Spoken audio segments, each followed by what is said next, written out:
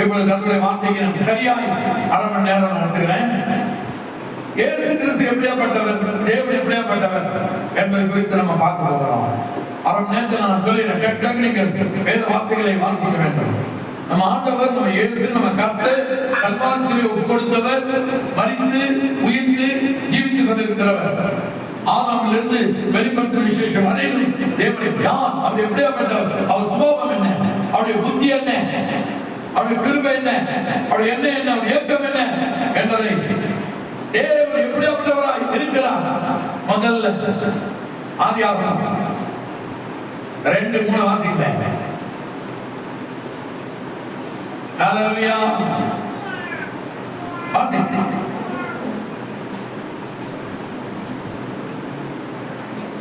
தேவன் சிருஷ்டித்து உண்டு பண்ணின நம்முடைய கிரிகள் எல்லாம் முடிந்த பின்பு அதிலே ஓய்ந்திருந்தபடியால் தேவன் 7ஆம் நாளை ஆசீர்வதித்து அதை பரிசுத்தமாக்கினார். ஹல்லேலூயா. முதல்ல அவர் என்ன பண்ணாரு? 6 நாளை உண்டு பண்ணி 6 நாளை படைத்து செடிகள் கொடிகள் எல்லாவற்றையும் உண்டு பண்ணினான். உண்டு பண்ண உடனே அவர் என்ன பண்றார்? 7வது நாளை அவர் ஆசீர்வதிக்கிறார். இந்த 7வது நாள் என்பது என்ன? சாதாரண நாளா? அது என்ன நாள்? பரிசுத்தமான ஆசீர்வாதமான நாள். இந்த ஆசீர்வாத நாளில முதல்ல யார் பார்க்கலாம்? கர்த்தரை பார்க்க வேண்டும். அன்று எழுந்த உடனே உங்க வீட்டுல இருக்கிற வசனம் போட்டிருக்கு பாருங்களேன். மற்ற நாட்களில் 6 நாளைக்கு எழுங்க, 7ஆம் நாள் எழுந்திருக்கீங்க. எழுந்தவுடனே நீங்கள் பல்ல வலிக்கு ஆண்டவருக்கு முதல் வணக்கத்தை செலுத்துங்க. முதல் ஜெபம் தேவனை மூஞ்சி பாருங்க. முதல் ஜெபம் கர்த்தரை பாருங்க. உங்க வீட்டுல வசனம் இருக்குல்ல, அந்த வசனத்தை 7 தடவை சொல்லுங்க, 20 தடவை சொல்லுங்க, 40 தடவை சொல்லுங்க, 100 தடவை நீங்க சொல்லலாம். வருகிறவருமாகிய சேனைகளின் தேவனாகிய கர்த்தர் பரிசுத்தர் பரிசுத்தர் பரிசுத்தர் என்று சொல்லி சில கர்த்தருடைய வார்த்தைகளை மனப்பாடம் என்ன பண்ணுங்க, இருதயத்தில் வாய்த்துக் கொண்டு அதிகாலை எழுந்து முழங்கால் படிட்டு அல்லது முடியாதவர்கள் அமர்ந்து நீங்கள் தேவனை 7 தடவை இல்ல 70 தடவை என்ன பண்ணலாம்? நீங்க அதே வசனத்தை சொல்லி சொல்லிக்கலாம். ஏன்? தேவன் இந்த நாளை ஆசீர்வதித்திருக்கிறார். அப்ப இந்த நாளை ஒருவன் பயன்படுத்திக் கொண்டால், இந்த நாளை ஒருவன் பயந்து முடிந்து கர்த்தரை ஆராதிப்பானால் நிச்சயமாய் சொல்லுங்க, அவர் வாழ்க்கையில மிகுந்த ஒரு ஆசீர்வாதத்தை காண்பார்கள், மிகுந்த ஒரு சமாதானத்தை காண்பார்கள், மிகுந்த ஒரு மகிழ்ச்சியை காண்பார்கள். இந்த பரிசுத்த ஓய்வு நாளை பயன்படுத்திக் கொள்ளும் பொழுது, இந்த பரிசுத்த ஓய்வு நாள் என்னுடைய நாள் அல்ல, இது யாருடைய நாள்? கர்த்தருடைய நாள். கர்த்தர் ஓய்ந்திருந்த நாள். அவர் இந்த நாளை ஆசீர்வதித்து பரிசுத்தப்படுத்தி இருக்கிறார். அதனால இந்த நாளை நான் ஒருபொழுதும் மிஸ் பண்ணிட மாட்டேன். அதான் இயேசு சொல்ற முதலாவது என்ன பண்ண? தேவனையும் நீதியையும் தேவனுடைய அந்த ஓய்வு நாள் என்கிற அந்த நாளை நீ தேடுவாயானால், நீ பயந்து குனிந்து அவர் முன்பாக அமர்ந்து ஜெபம் பண்ணுவாயானால், இந்த நாளை விசேஷமான நாள், இது ஆசீர்வதிக்கப்பட்ட நாள். இந்த நாளை என்னுடைய பாதத்துல நான் முதல்ல போய் வணக்கமாய் விழுந்து அவரை துதிக்கும் பொழுது இந்த 6 நாளும் எனக்கு மிகுந்த கடி கொடுக்கிற ஒரு நாளா இருக்கும், ஆசீர்வாதமான நாளா இருக்கும், பாதுகாப்பான நாளா இருக்கும். என் எதிர்காலம் ஒரு உயர்ந்த ஆசீர்வாதத்துக்குள்ளே தேவனை நடத்துவான் என்கிற எண்ணமும் ஏக்கமும் உனக்கு உண்டாகும். நீ நினைக்க வேணாம், அது உண்டாயிரும் பாருங்க. ஒரு அறியாமலே அந்த ஆசீர்வாதத்தின் வார்த்தை ஒரு விருது எங்கும் சுற்றி சூழ்ந்து கொள்ளுவான். அல்லேலூயா. நிறைய வசனம் குறிப்பா தான் நான் சொல்ல முடியும். இந்த நாளை ஆசீர்வதிக்கும் பொழுது இந்த நாளை பயன்படுத்துகிற வாலிபர்கள், சகோதரர்கள், சகோதரிகள், குடும்பங்கள், அதுதான் அவர் சொன்னார். யாரை நீங்கள் துதிக்க போகிறீர்கள்? யாரை நீங்கள் ஆராதிக்க போகிறீர்கள்? ஆறுக்கு அந்தாண்ட இருக்கிற வைகளையோ, இல்ல ஏரிக்கு அந்தாண்ட இருக்கிறவைகளையோ, அல்லது கடலுக்கு அந்தாண்ட இருக்கிறவைகளையோ, தண்ணீருக்கு அந்தாண்ட இருக்கிறவர்களையோ, அல்லது தண்ணீரோரமா இருக்கிற கைகளையோ நீங்கள் துதிக்க போகிறீர்களா? இல்லை இல்லை, நான் என் வீட்டார்கள் என்றால் பரிசுத்த ஓய்வு நாள், ஆசீர்வதிக்கப்பட்ட நாளை நான் என் வீட்டார்களோ கர்த்தரை சேவிப்போம். நீங்கள் யாரை சேவிப்பீர்கள்? இந்த பரிசுத்த ஓய்வு நாளில் யாரை தொழுது கொள்வீர்கள்? கடலுக்கு அந்தாண்ட, தண்ணீருக்கு அந்தாண்ட, ஆறுக்கு அந்தாண்ட, ஏரிக்கு அந்தாண்ட, குளத்தோரமாய் குட்டோரமாய் இருக்கிறவர்களை நீங்கள் சேவிப்பீர்களோ? இல்லை, நான் என் வீட்டார்களோ கர்த்தரை சேவிப்போம். கடலை தட்டுங்க, கர்த்தரை சேவித்து கர்த்தருக்கு எங்களை அர்ப்பணிப்போம். ஏன் இந்த நாள் என்ன நாளா? இது என்ன நாள்? இது பரிசுத்தமான நாள். இது பரிசுத்தமான நாள். இந்த நாள் அநேகர் அசட்டை பண்றாங்க, அநேகர் அசட்டை பண்றாங்க. இப்ப தெரியாது, சில நாட்கள் கழித்து இந்த நாளை குறித்து, எதிர்காலத்தை குறித்து, ஆசீர்வாதங்களை குறித்து அவர்களுக்கு சொல்லப்படும். அசட்டப்படுகிறார்கள். இந்த பரிசுத்த ஓய்வுனால நானும் நாட்கள் வரும்போது என்ன பண்ணுவேன்? ஆகடியம் பண்ணுவேன் என்று கர்த்தர் சொல்கிறார்.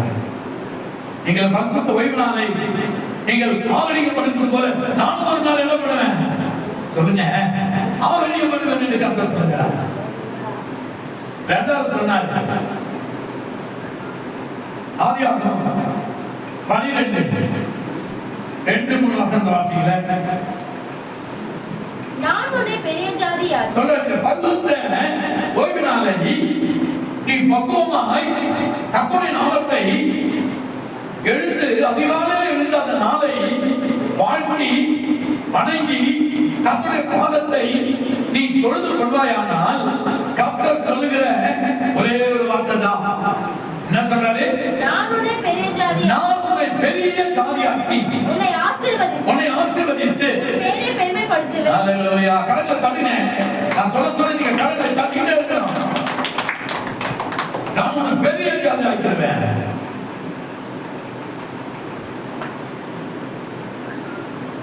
ஆதாமை தேவன் கொண்டு வந்து அந்த தோட்டத்தில் வைக்கும்போது தான் சொன்னாரு, இதை பண்படுத்தவும் காக்கவும் உன்னை வைக்கிறேன், நீ ஆசீர்வாதமா இருப்பாய் என்று சொல்லி தோட்டத்தை உருவாக்கி கனி கொடுத்து கனி, காய், இலைகள் எல்லாம் பழங்களை உருவாக்கி தேவன் மனுஷனை கொண்டு வைத்தார். எவ்வளவு ஒரு பக்குவமான ஆண்டவர், ஒரு பக்குவமான ஆண்டவரை நீங்க பார்த்திருக்கீங்களா? இல்ல, நான் பார்த்ததே இல்லை. 17 வயசுல இருந்து அவரை புடிச்சுக்கிட்டேன். 17 வயது ஆண்டவரை நான் பார்க்கும் பொழுது, அன்பானவர்களே, நான் உன்னை ஆசீர்வதித்து என்ன பண்ணுவேன்? பெருக பண்ணி உன் பெயர் என்ன பண்ணுவேன்? நான் பெருமைப்படுத்துவேன். நான் சொன்னேன். அல்லேலூயா. பெருமைப்படுத்துகிறவரா இருக்கிறேன். தேவன் எப்படியாப்பட்டவர் பாருங்க. தேவன் எப்படியாப்பட்டவர்? பயங்கரமான அன்புள்ள ஆண்டவர், பயங்கரமான அன்புள்ள தேவன். அதனாலதான் நான் அவரை பிடிச்சுக்கிட்டேன். பட்டியலை பத்தி எனக்கு கவலை இல்லை, பசி பத்தி எனக்கு கவலை இல்லை, தாகத்தை பத்தி எனக்கு கவலை இல்லை, குடியிருக்கிறத பத்தி எனக்கு கவலை இல்லை. அதெல்லாம் ஒரு நிமிஷத்தை தேவனால் கொடுக்க முடியும். ஆனா நான் அவரை பின்பற்றுகிறது தான், அவரை தொடர்ந்து அவரை சேவிக்கிறது, தொடர்ந்து அவரை நாம் தொழுது கொள்வது, தொடர்ந்து அவரோடு பின்னி சேர்வது, தொடர்ந்து அவரை முன்வைப்பது, தொடர்ந்து அவர் எனக்கு ஒரு உடன்படிக்கையை வைத்திருக்கிறார், அதை நான் தொடர்ந்து பற்றிக் கொள்வது ரொம்ப கஷ்டங்க. ஒரு நொடியில, ஒரு நாளில, 2 நாளில, ஒரு மாதத்துல, ஒரு வருடத்துல தேவன் உலகத்தின் ஆசீர்வாதத்தை கொண்டு உங்களை என்னையும் மலை மீது இருக்கிற பட்டினமாய் மாற்றால முடியும்.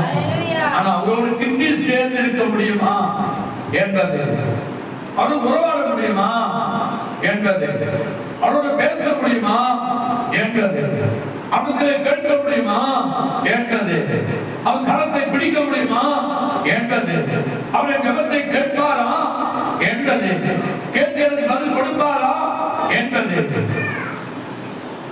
அது நமக்கு முக்கியம். ஆசீர்வாதம் அவர் கொடுப்பது, அவர் நமக்கு வைத்திருப்பது. அவன் கேட்கவில்லை, மண்ணாலை உருவாக்கினார் கர்த்தர், தன் சுவாசத்தை அவன் நாசிலே ஊதினார். அதெல்லாம் அவருடைய விருப்பங்க. ஆனா அவங்க கேட்டாங்க, எனக்கு ஆசீர்வாதம் வேணும், எனக்கு தோட்டம் வேணும், எனக்கு கனி வேணும், மரம் வேணும், வயல் வேணும், வீடு வேணும் கேட்டானா கேட்கவில்லை. மண்ணால் அவனை உருவாக்கி அவனை கொண்டு வந்து ஒரு பெரிய தோட்டத்தை உருவாக்கி, அதுக்கு முன்னாடி அந்த தோட்டத்தை 4 ஆறை உருவாக்கி வைத்திருந்தார். ஒரு இந்த பக்கம் ஒரு ஆறு, அந்த பக்கம் ஒரு ஆறு, அந்த பக்கம் ஒரு ஆறு, இந்த பக்கம் ஒரு ஆறு. அந்த தோட்டத்துக்கு தண்ணீரை கொண்டு வருகிற ஆறை தேவன் 4 ஆறுகளை உருவாக்கி வைத்திருந்தார். நடுவில் தோட்டம் இருந்தது. அந்த தோட்டத்தின் நடுவிலே கொண்டு போய் ஆதாமை விடுகிறார். பண்படுத்து, காத்துக்கொள்ளு. பண்படுத்துவதும் காத்துக்கொள்வதும் ரொம்ப கஷ்டங்க. கேட்கவே எனக்கு தோட்டம் வேணும், தொலை வேணும் இல்லை. ஆனா அவருக்கு தெரிஞ்சது தோட்டம் இருக்குது, கனி இருக்குது, காய் இருக்குது, மரம் இருக்குது, புல்லு இருக்குது, பூண்டு இருக்குது. ஆனா இவனை சந்தோஷப்படுத்துவதற்கு ஒன்று வேண்டும் என்பதை அவர் அறிந்து கொண்டார். யார் அது? ஏற்ற துணை. அவருக்கு தெரியல, உனக்கு தெரியாது, ஆதாமுக்கே தெரியாது. ஏன் அந்த துணைய வேற மண்ணில, அதே களிமண்ணில, அதே மண்ணில உருவாக்கி அவன் கொடுக்க முடியும். அது வேறு விதமான சந்ததியாய் மாறிவிடும், சரித்திரம் மாறிவிடும். முதல்ல மனிதன் தான் குமாரத்தை பெற்றெடுத்தான் என்று பைபிள் சொல்லுகிறது. ஆண்டவர் யோசிக்கிறாங்க. நீங்க வேணா வீட்டை யோசிக்கிறீங்க. ஆதாமை படைத்த விதம் வித்தியாசம், அவனுக்குள்ளே இருக்கிற அந்த எலும்பை எடுத்து உருவாக்குவது அதை விட அற்புதம், அதிசயம். விழா எலும்பு பலலாம் கிடையாது. அந்த விழா எலும்பு முளைக்குமா, குறுந்துட்டு முளைச்சிட்டு அந்த இடத்தை அது மறைச்சிச்சு. பலமும் கிடையாது, வேடும் கிடையாது. ஏன்னா விழா எலும்பு உடைச்சாலும் அது முளைக்கும் என்று சொல்லப்பட்டிருக்கிறது. அதனால்தான் அந்த விழா எலும்புல விழாவில சதையை வச்சாரு, அந்த எலும்பு தானா முளைத்து. அல்லேலூயா. அப்ப தேவனுக்கு தெரிகிறது, உன்னை ஆஸ்வதிக்க வேண்டும், உனக்கு துணை வேண்டும், உனக்கு எதிர்காலம் வேண்டும், உனக்கு ஒரு நல்ல வீடு வேண்டும், ஒரு நல்ல பயிற்சி வேண்டும், ஒரு நல்ல காரியம் வேண்டும் என்று அவருக்கு தெரிஞ்சிருக்கிறது.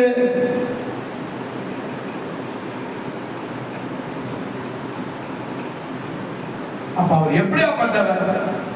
உன்னை ஆசீர்வதிப்பவர், உன் தேவைகளை பூர்த்தி செய்கிறவர், நீ தனிமையா இருப்பது நல்லது இல்லை என்பதை கவலைப்படுகிறவர். அல்லேலூயா என்பதுதான் வேதவசனம் சொல்லுகிறது. அது தாவீது என்ன சொல்கிறார்? தாவீது 65 1 2 3 4 வசனங்கள் என்ன சொல்லுகிறது? சீக்கிரம் வாசிங்களேன்.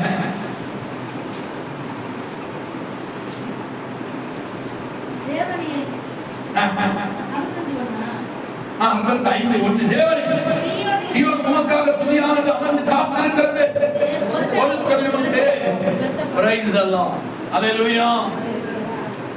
ஒருத்தனை என்னாகுமா? செலுத்தப்படும். ஒருத்தனை என்ன பண்ணும்? செலுத்தப்படும் என்று கர்த்தர் சொல்லுகிறார். அல்லேலூயா. அல்லேலூயா. ஒருத்தனைகள் செலுத்தப்படும் என்று கர்த்தர் சொல்லுகிறார். அடுத்த வருஷம் சொல்லுது பாருங்க. ஜெபத்தை கேட்கிறவரே மாம்சமானவரிடத்தில். அல்லேலூயா. கர்த்தர் எப்படியாப்பட்டவர்?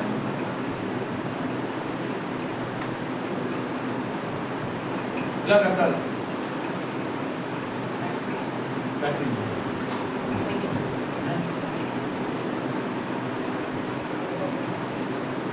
அல்லேலூயா. அல்லேலூயா. ஆண்டவர் சொல்றாரு, சீயோன் தேவனை சீயோனுக்கு உமக்காக துதியானது அமர்ந்து காத்திருக்கிறது. பொருத்தனைகள் என்ன பண்ணும்? அல்லேலூயா. ஆண்டவர் எப்படியாப்பட்டவர் என்பதை நீங்கள் பார்க்கிறீர்கள். அவர் யார்? அவருடைய வல்லமை என்ன? அவருடைய கிரியை என்ன? அவருடைய அழைப்பு என்ன? அவருடைய உயரம் என்ன? அவருடைய ஆழம் என்ன? அவருடைய அகலம் என்ன என்பதை நாம் புரிந்து கொள்ள வேண்டும் என்று கர்த்தர் சொல்லுகிறார். அல்லேலூயா. அப்போ நம்ம ஆராதிக்கிற நாள தேவன் என்ன பண்ணாரு? பரிசுத்தப்படுத்தி, முதல்ல ஆசீர்வதித்து பரிசுத்தப்படுத்தினார். இரண்டாவது, நான் உன்னை ஆசீர்வதிக்கும், ஆசீர்வதித்து உன்னை என்ன பண்ணுவேன்? பெருக பண்ணுவேன் என்று கர்த்தர் சொல்லுகிறார். ஒரு மனிதனை தேவன் ஆசீர்வதித்தார்.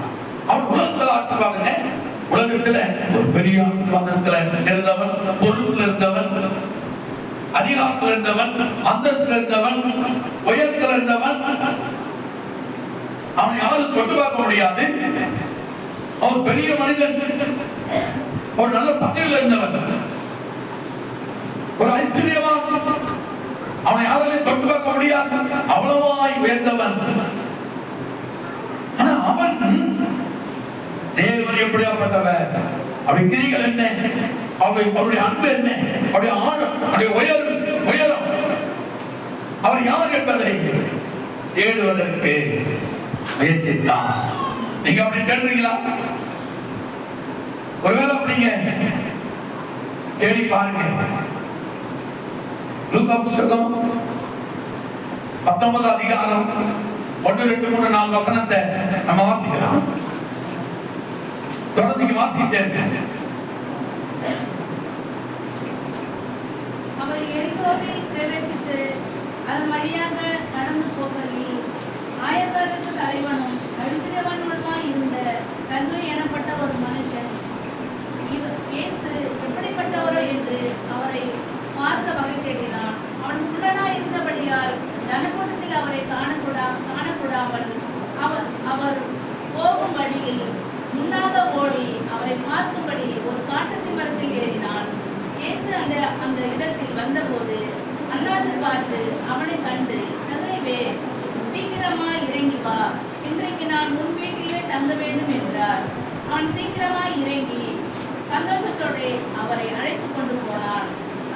அதை கண்ட யாவரும், இவர் பாவியான மனுஷனிடத்தில் தங்கும்படி போனார் என்று முறுமுறுத்தார்கள். சகையில் நின்று கர்த்தரை நோக்கி, ஆண்டவரே, என் ஆசையில் பாதி ஏழைகளுக்கு கொடுக்கிறேன். நான் ஒருவனிடத்தில் எதையாகிலும் அநியாயமாய் வாங்கினது உண்டானால் நாளக்கரையாக திரும்ப செலுத்துகிறேன் என்றான். இயேசு அவனை நோக்கி, இன்றைக்கு இந்த வீட்டுக்கு ரட்சிப்பு வந்தது, இவனும் ஆபிரகாமுக்கு குமாரனாய் இருக்கிறானே. இழந்து போனதை தேடவும் ரட்சிக்கவுமே மனுஷகுமாரன் வந்திருக்கிறார். ஆமென். ஹல்லேலூயா. ஹல்லேலூயா. அவன் கேட்டானா? ஹலோ, அவன் கேட்டானா? அவன் கேட்கவே இல்லை. அவன் ஒன்று நினைத்தான், ஒன்றை மாத்திரம் நினைத்தான். என்ன நினைத்தான்? இவர் எப்படியாப்பட்டவரோ என்று அவரை பார்க்க பகிர்ந்தான் தேடினான். 3 அடி மனிதன், உயரம் கிடையாது. எப்படியாப்பட்டவர்? ஓய்வு நாளை ஆசீர்வதிக்கிறவர். ஒருவனாய் இருந்த ஒரு பெரிய மந்தையில இருந்தவனை, ஒரு பெரிய மந்தையில இருந்தான். யாருங்க? ஒரு பெரிய ஆசீர்வாதத்துல இருந்தான். யாருங்க? உக்கரத்தை செய்து விக்கிறவனா இருந்தான். யாருங்க? ஒரு ஒரு ஒரு ஒரு கூட்டத்துல ஒரு தலைவனுடைய மகனா இருந்தான். யார் அவன்? அவனை அழைத்தான். அவனை அழைத்தவன் அவனை சொல்றாங்க. அவன் கேட்கல, அவன் கேட்கவில்லை, ஆசீர்வாதத்தை கேட்கல. அவன் நினைவு வேறு விதம். கர்த்தர் அவனை அழைத்தவுடனே சொன்னார், நான் உன்னை ஆசீர்வதிக்கவே ஆசீர்வதித்துள்ளேன், உன் பெயரை பெருமைப்படுத்துவேன். நீ இந்த பூமியில எப்படி இருக்க? ஆசீர்வாதமாய் இருக்க. மூணாவதுதான், இப்ப பெரிய ஆசீர்வாதம் தேவையில்லை இவனுக்கு. பெரிய ஆச்சரியமா, பெரிய பணக்காரன், ஒரு பெரிய பதவியில் இருந்தவன், அந்தஸ்தில் இருந்தவன், அதிகாரத்தில் இருந்தவன். ஆனா இவனுக்கு ஒரு ஆசை வருகிறது.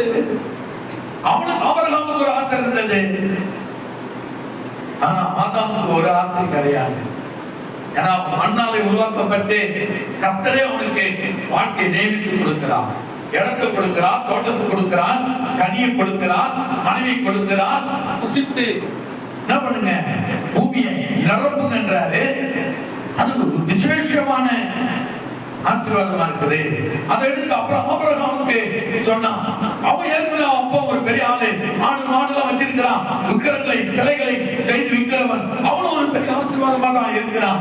ஆனா அவனை தனிமையை அழைத்து அவனை ஆசீர்வதிக்க விரும்புகிறான். மூணாவது, ஒரு பெரிய ஆசீர்வதிக்கப்பட்டவன், சொத்து சுதந்திரம், பண்டம் பாடி, வேலைக்காரி வேலைக்காரன், வீடு பங்களா, கவர்மெண்ட் அதிகாரி, அதிகாரம், நல்ல பணம். அவனுக்கு ஒரு ஆசை, இவர் எப்படியாப்பட்டவரோ. மூணு விதமான மனிதர்கள், மூணு விதமான மனிதர்கள். அன்பானவர்களே, எப்படியாப்பட்டவரோ என்றுதான் அவன் பார்த்து வகை தேடினான். ஆனா ஆண்டவர் அவனை சரித்திரத்தை சொல்றான். அவனை பெயரிட்டு கூப்பிடுகிறான். எப்படி கூப்பிடுகிறான்? எப்படி பெயரிட்டு அவர் கூப்பிட்டான்? சீயோனின் மகனாகிய, சீமோன் மகனாகிய சகேவு, நீ சீக்கிரமா இறங்கி வா. அப்ப அப்பா பேர் எப்படி அவனுக்கு தெரியும்? அவன் தாத்தா பேர் எப்படி அவனுக்கு தெரியும்?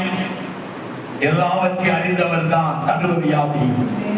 ஒன்னையும் தெரியும், என்னையும் தெரியும், உன் வழியும் தெரியும், என் வழியும் தெரியும், உன் காரியத்தையும் தெரியும், என் காரியத்தையும் தெரியும். நான் எப்படியா பட்டவன், நீ எப்படியா பட்டவன், எல்லாத்துக்கும் தெரியும். அண்டாசகத்தையும் தன் கைக்குள் வைத்திருப்பவர், அகிலத்தை ஆள்பவர், அகிலத்தை ஒரு நொடியில பார்ப்பவர், ஒரு வினாடியில நியாயத்தை செய்பவர், ஒரு தேவனாகிய கர்த்தர். அல்லேலூயா. அப்ப அவனை பார்த்து அவன் மரத்தில் ஏறுறது எப்படி தெரியும்? அவன் இதற்காக காத்திருப்பது எப்படி தெரியும்? எல்லாம் தெரியுங்க அவருக்கு. சாதாரண ஆள் கிடையாது. அவர் பெரிய மனிதர், உலகத்தையும் உள்ளவைகளையும் படைத்தவர், ஓய்வு நாள் ஆசீர்வதித்த கர்த்தருக்கு, ஆதாமை உண்டாக்கின ஆண்டவருக்கு. ஆதாம் யாரு, ஆபிரகாம் யாரு, சகோ யாரு தெரியாதா? நீங்க யாரு, நான் யாரு, உலகம் யாரு, எல்லாம் தெரியுங்க. அவருக்கு தெரியும்.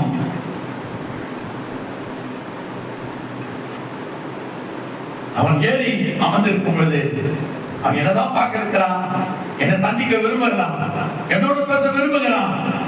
நான் உனக்கு பண்றேன், நான் அவனோட சாப்பிட விரும்புகிறேன். கரங்களை தட்டுங்க.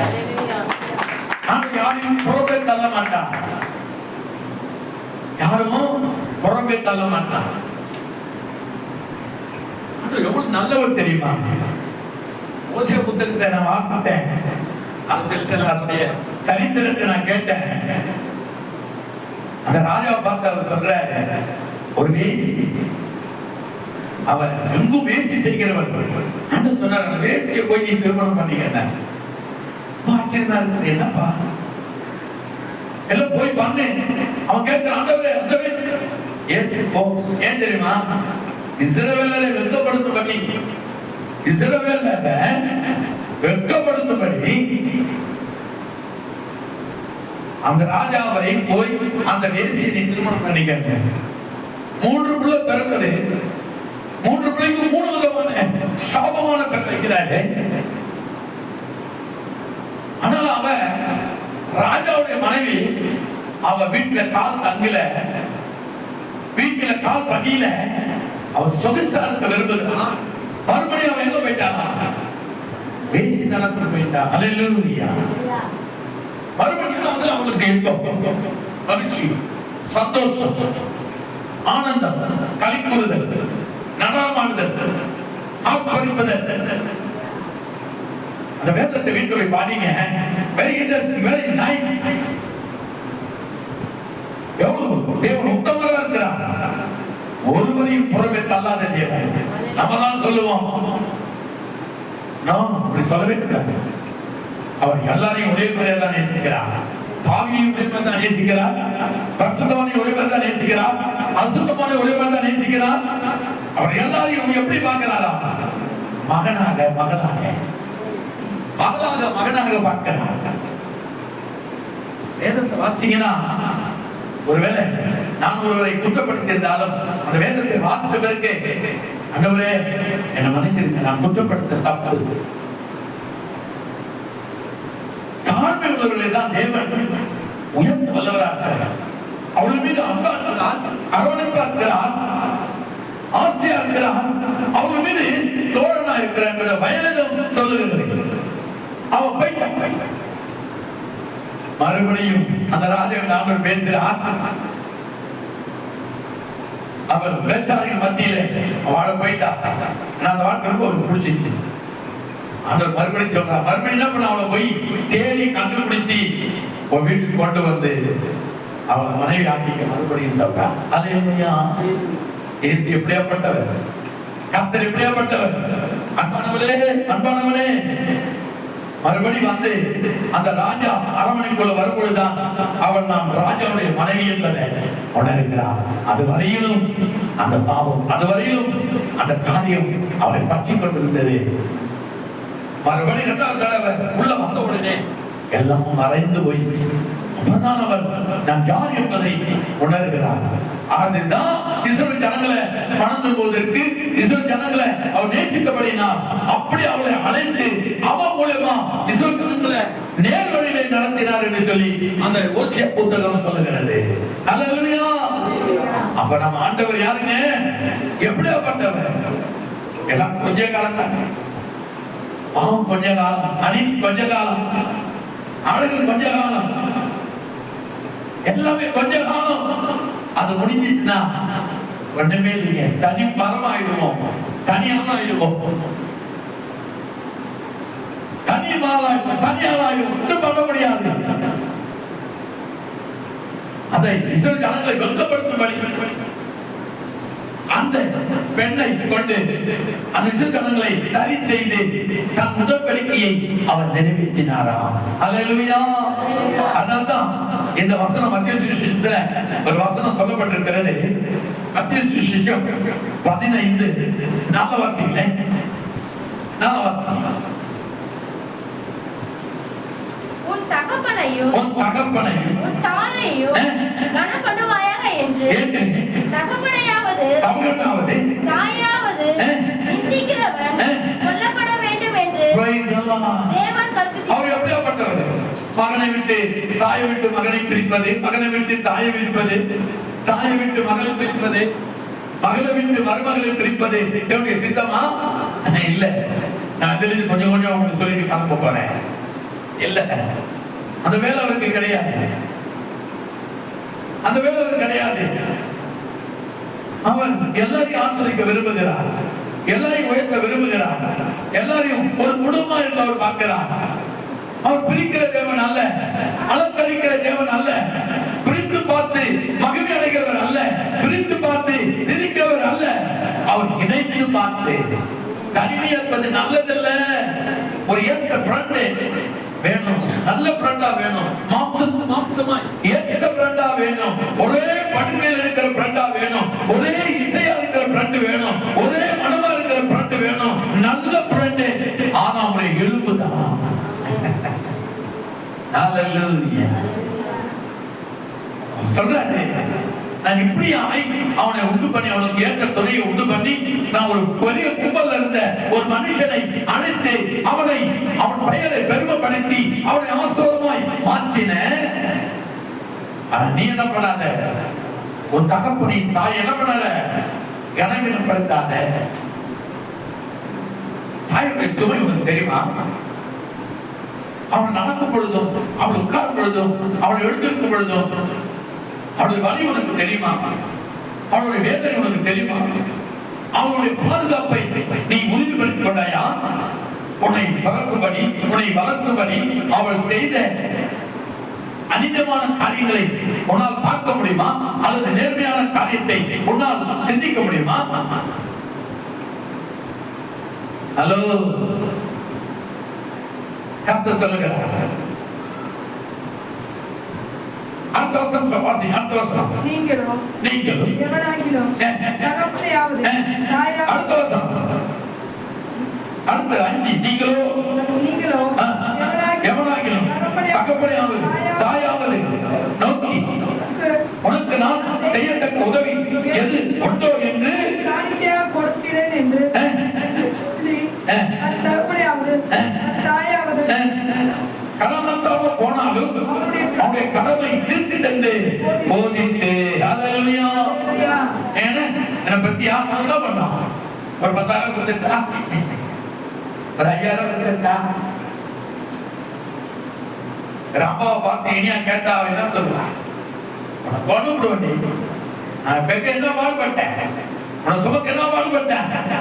அந்த நேரத்துல ராமர் கோபப்படுவாரு. அதெல்லாம் தாங்கிக்கிட்டு உன்னை சுமந்து உன்னை பெக்க நான் எவ்வளவு கஷ்டப்பட்டேன். உன்னுடைய கற்ப உன்னுடைய பிறப்ப வேலை பேசுறியா நீ? எனக்கு கட்ட மாட்டீங்களா? எவ்வளவு வேணும்? எவ்வளவு வேணும்? 1 லட்சம் ரூபாய் கொடுத்துட்டா, ஒரு வேளை சோறு போட்டா, இல்ல அப்பப்போ வந்து சாப்பிட்டு ஏன் இங்க 10 நாள் இரு, அங்க 10 நாள் இரு. இல்ல 5 மகன்னா 5 மகன் வெட்டி அங்க 10 நாள், அங்க 10 நாள், அங்க 10 நாள். பல விஷயங்களை நான் பார்த்திருக்கிறேன், பல புக்கை நான் வாசித்திருக்கிறேன். ஹலோ. ஆனா தேவன் அப்படி பார்ப்பதில்லை. அவர் எப்படியாப்பட்டவர்? தேவன் அப்படி பார்ப்பதில்லை. 7வது வசனத்தை வாசிங்களே. மாயக்காரரே உங்களை குறித்து இந்த ஜனங்கள் தங்கள் வாயினால் என்னிடத்தில் மாயக்காரரே உங்களை குறித்து இந்த ஜனங்கள் தங்கள் வாயினால் என்னிடத்தில் சேர்ந்து தங்கள் உதட்டுகளினால் என்னை கண்ணம் பண்ணுகிறார்கள். அவள் இருதயமோ எனக்கு தூரமாய் விலகி இருக்கிறது. நம்ம என்ன பண்றோம்? எப்படி கணப்படுத்துறோம்? கர்த்தரை எப்படி கணப்படுத்துறோம்? எப்படி உதட்டு இப்ப நானே வாங்க வச்சுங்க சொல்றேன் இல்லடி ஆள்றாரு. அப்போ பாஸ்டர் அல்லது அம்மா அல்லது அப்பா அல்லது சகோதரன் அல்லது சகோதரியை பார்த்து இல்ல தேவனை பார்த்து நம்ம என்ன பண்றோம்? உதட்டினால என்ன பண்றோம்? கணப்படுத்துகிறோம். வேதனை எழுது. நான் சொல்லவே இல்லை, நான் முடியாது, சொல்ல முடியாது. ஏன்னா நான் அறிவிலையும் மாம்சத்திலும் குறைவுள்ளவன், அறிவிலும் ஞானத்திலும் குறைவுள்ளவன்.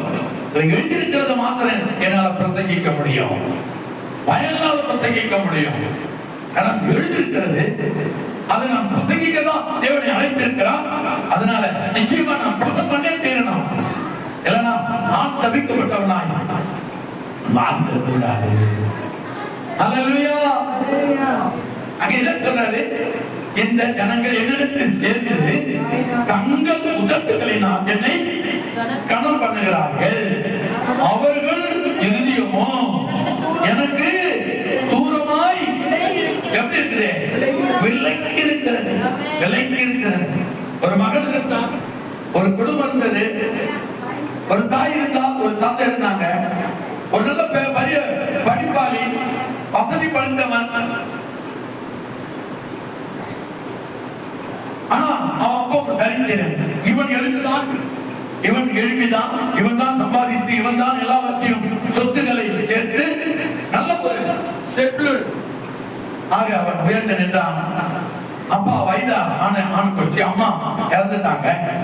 அப்பா வயது சென்றவளா ஆயிட்டாங்க. தன் மனைவி, உங்க அப்பா எனக்கு இருக்க ரொம்ப கஷ்டமா இருக்குது, ரொம்ப தொலையா இருக்குது, என்ன பண்ணு என்று சொல்லுகிறான். உடனே தன் மகன் ஒரு ஹாஸ்டல்ல போய் பேசிட்டு வர்றான். அங்க கொண்டு போய் தகப்பனை விட்டு வரலான் என்று அவன் முடிவெடுக்கிறான்.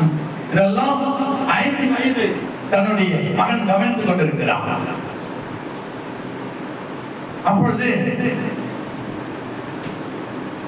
அவன் தன் தகப்பனை கொண்டு விடும் பொழுது அந்த தட்டை தன் கணவன் மனைவி சொல்றான், எங்க அப்பா சாப்பிட்ட தட்டு கிட்டு பாய் படுக்க எல்லாம் என்ன பண்ணிடு, தூக்கி வெளியே போட்டுடு என்று சொன்னான்.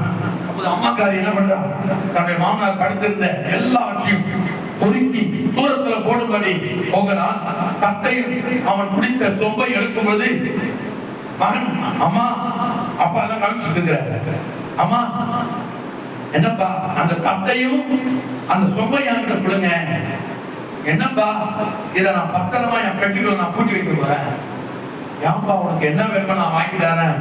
இல்ல நான் ஒரு காலத்துல வளர்ந்து படிச்சு சம்பாதித்து நான் பெரிய ஆள் ஆயிட்டேன்னா எங்க அப்பா வயசாயிடும், நடக்க முடியாது, எனக்கு உதவி செய்ய முடியாது, என் பொட்டாட்டிக்காக அவர் ரொம்ப கஷ்டமா இருக்காரு, அந்த தட்டனை வச்சா அவர் காலத்துல அதுல நான் சாப்பாடு போடுவேன், கொஞ்ச நாள் சாப்பாடு போட்டுட்டு எங்க அப்பா செய்யற மாதிரியே எங்க அப்பாவை ஹாஸ்டல் விட்டுருவேன். கரல தட்டுங்க.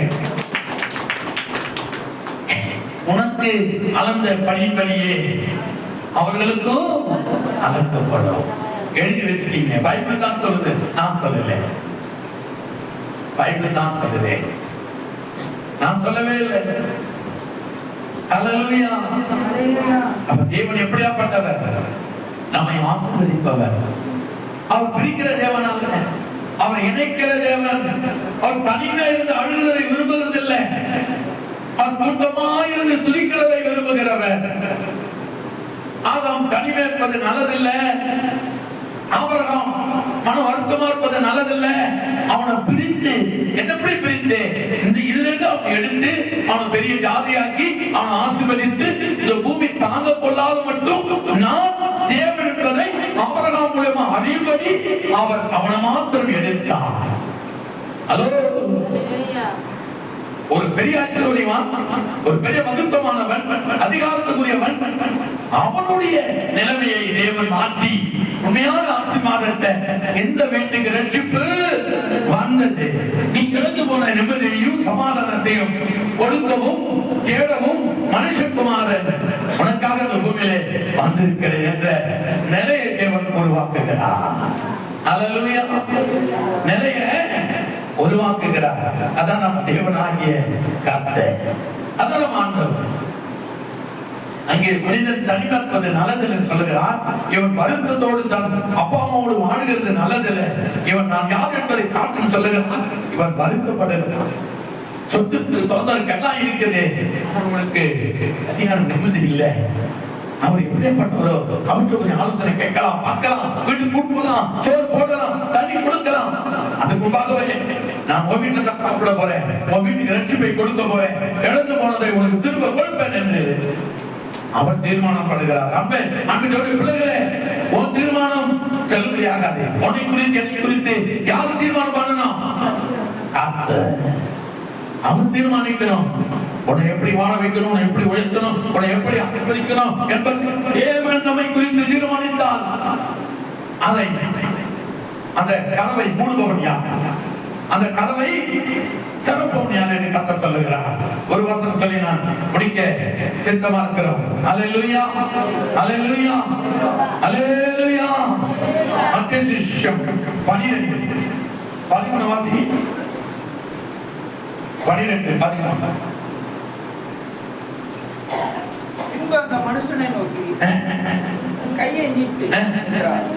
அவன் நீட்டினான், அது கையை போல் சுத்தமாயிற்று. 12 வாசிக்கிறேன். சரி, மேல வாசிப்பார். அதற்காக உங்களில் எந்த மனுஷனாகிலும் ஒரு ஆடு இருந்து அந்த ஓய்வு நாளிலே குழியில் விழுந்தால் அதை பிடித்து தூக்கிவிட மாட்டானோ? ஆட்டை பார்க்கிலும் மனுஷானவன் எவ்வளவு விசேஷிக்கிறார், அதெல்லாம் ஓய்வு நாளில் நன்மை செய்து நியாயம்தான் என்று சொன்னார். சொல்லிட்டு பெண்கள் சொல்றாரு, பெண்கள் அந்த மனுஷனை நோக்கி உன் கையை நீட்டு என்றார். அவன் நீட்டினான். அது மறுக்கை போல் சுத்தமாய் கடலில் தட்டின நோய் வாழ்ந்திருக்கிறது கர்த்தருடைய பெரிய. ஒரு கை நீட்டு, ஒரு கை குட்டியா இருக்கிறது கர்த்தர் சித்தம் இல்லை, படுக்கையா இருக்கிறது கர்த்தர் சித்தம் இல்லை, செவிடா இருக்கிறது கர்த்தர் சித்தம் இல்லை, ஊமியா இருக்கிறது கர்த்தர் சித்தம் இல்லை, நொண்டியா இருப்பது தேவ சித்தம் இல்லை, தரித்திரா இருப்பது தேவ சித்தம் இல்லை. அவர் ஒரு மனிதன் அல்லது ஒரு மனுஷி பெருமாய் நடக்க பிரியப்படுகிறார். நிமிர்ந்து கைகளை வீசி நடக்க சுத்தமுள்ளவராக இருக்கிறார். அந்த குறைவை பார்க்கிற தேவனா இருக்கிறார். நம்ம சரீரத்தில் குறைவு இருக்கிறது, குற்றத்தை கண்டுபிடிக்கிற தேவன் அல்ல, நம்மளுடைய குறைவை பார்க்கிற தேவன். நம்ம குற்றங்களை கண்டுபிடிக்கிறவர் அல்ல. அவர் எதை பார்க்கிறார்? அவங்க மனிதனுக்கு என்ன குறை இருக்கிறது? கை கால் குறையா இருக்கிறதா, நொண்டியா இருக்கிறானா, புடவனா இருக்கிறானா, பேசாத இருக்கிறானா, இல்ல குடும்பத்துல பொருளாதாரம் குறைந்திருக்கிறதா என்பதை குறித்து கவனித்து பார்க்கிறான். அவன் கை எப்படி இருக்கிறது? குட்டியா இருக்கிறது. ஒரு தகுந்த ஓய்வு நாள்ல அவன் ஆளுக்கு வந்திருக்கான். அவனை பார்த்து சொந்தமாக்க அவனை கூப்பிடுறாரு. எல்லாரும் சொல்றாங்க, ஓய்வு நாளில ஒரு வியாதி உள்ளவனை சொந்தமாக்குறது நியாயமா? கத்தர மாத்திரம் தோடு கொள்ளு, அதுதான நியாயம். அதுக்கு ஆண்டவர் சொல்றாரு, உன் வீட்டுல இருக்கிற ஆடு மாடு கீழே விழுந்துட்டா ஓய்வு நாள்ல அதை தூக்கி விடாம இருப்பியா? தண்ணி காட்டாத இருப்பியா? வைக்கல் போடாத இருப்பியா? புல்லு போடாத இருப்பியா? ஆட்டை மாட்டை பார்த்திலும் மனுஷனுடைய வாழ்க்கை எப்படியா? விசேஷமானவர்கள் அவர்களை தான் ஆசிரிக்க விரும்புகிறேன். ஆட்டை பார்க்கணும், மாட்டை பார்க்கணும், பறவைகளை பார்க்கணும், மிருகத்தை பார்க்கணும். மனுஷனை நான் உயர்த்த வந்திருக்கிறேன். காரணத்தை தம்பி கத்தரை பகவப்படுத்துங்க சொல்லி உன் கையை நீட்டினா, நீங்க ஆண்டவருக்கு உன் கையை நீட்டி பாருங்க, உங்க வாழ்க்கை மலை மீது இருக்கிற பட்டியலா மாறும். குத்த கைதான் அவர் நீட்ட சொல்றாரு. பல அர்த்தத்தை குறிக்கும். நான் அர்த்தம் சொல்ல விரும்பல, நேரம் வரும்போதுதான் சொல்லுவேன். கொஞ்சம் கொஞ்சமா உன் கையை ஆண்டவருக்கு நேரம் நீட்டி பாரு, நீட்டி பாரு. மனுஷன் பிறக்கும் போது எப்படி பிறக்கிறான்? எப்படி பிறந்தது? தொடங்கிய ஏன் ஆளுகை செய்ய போறேன், உலகத்தை ஆண்டு கொள்ள போறேன், சகல ஆசீர்வாதத்தையும் நான் பெற்று மகிழ்ந்து கலி கூற போகிறேன் என்றுதான் பிறக்கிறான். சிலது தரித்திரம் போயிடும், சிலது பிச்சை எடுக்க போயிடும்.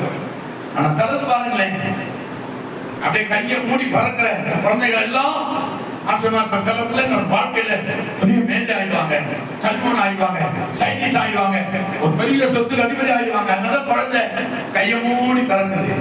நான் வாழ்ந்து சகல ஆசீர்வாதத்தினாலும் நான் ஆசீர்வதிப்பேன் ஒரு விருப்பத்தோடு குழந்தை பறக்குதுங்க. எந்த குழந்தையும் கையை தந்து பறக்குதா? ஏன்னா அவன் சித்தம் அப்படி இல்லை. அந்த சித்தம் வெறுமையா பிறக்கணும், வெறுமையா சாகணும், வெறுமையா புதைக்கிறது தேவை சித்தம் அல்ல. அதனால்தான் பிறக்கும் போது குழந்தைகள் அப்படி பிறக்குது, கையை மூடிட்டு பிறக்குது.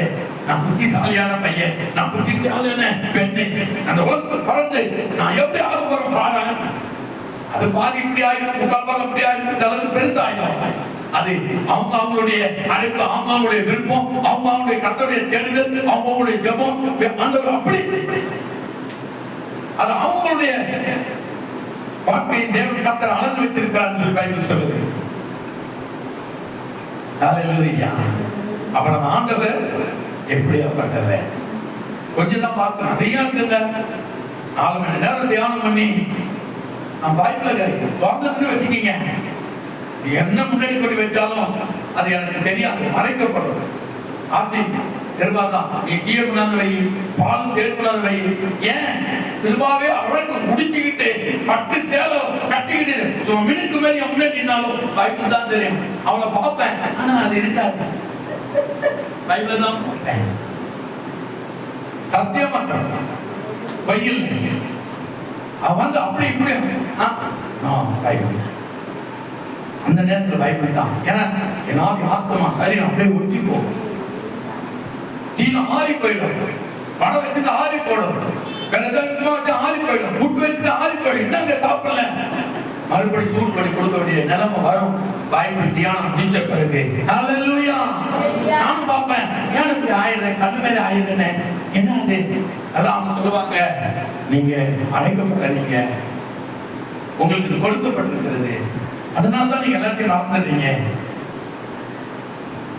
ஹல்லேலூயா. தேவன் மனிதனோடு இப்படி மனிதன் இப்படி இருக்குன்னு ஆண்டவர் விரும்புகிறார். அதனால்தான் நான் உங்கள்கிட்ட சொல்றேன், நம் தேவன் யாரு, எப்படியாப்பட்டவர்?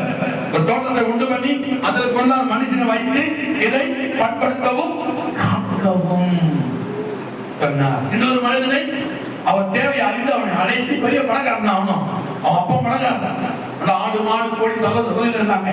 அவனை அழைத்து கொண்டு போய் நான் சொன்னதை செய்தினா நான் உன்னை ஆசீர்வாதமா மாத்துவேன், உன் பெயர் என்ன பண்ணுவேன், பெருமைப்படுத்துவேன். 3வது மனுஷன் தேடி போறான். சொத்து இருக்கு, சுதந்திரம் இருக்குது, எல்லாம் இருக்கு, வேலைக்காரி வேலைக்காரன், ஒரு பெரிய அதிபதியா இருக்கிறான், அதிகாரம் உள்ளவனாய், அதிகாரம் உள்ளவனாய், அதிகாரம் படைத்தவனாய், யாருக்கும் எதையும் செய்கிற ஒரு மகா பெரியவனா இருக்கிறான். அவன் ஆண்டவரை தேடி ஓடி அவர் எப்படியாப்பட்டவர், அன்பு என்ன, என்னை சேர்ப்பாரா, என்னை சேர்க்க மாட்டவரா, உடம்பை தள்ளிடுவாரா என்று சொல்லி அவன் மரப்புகள் ஏறி கவனித்தான்.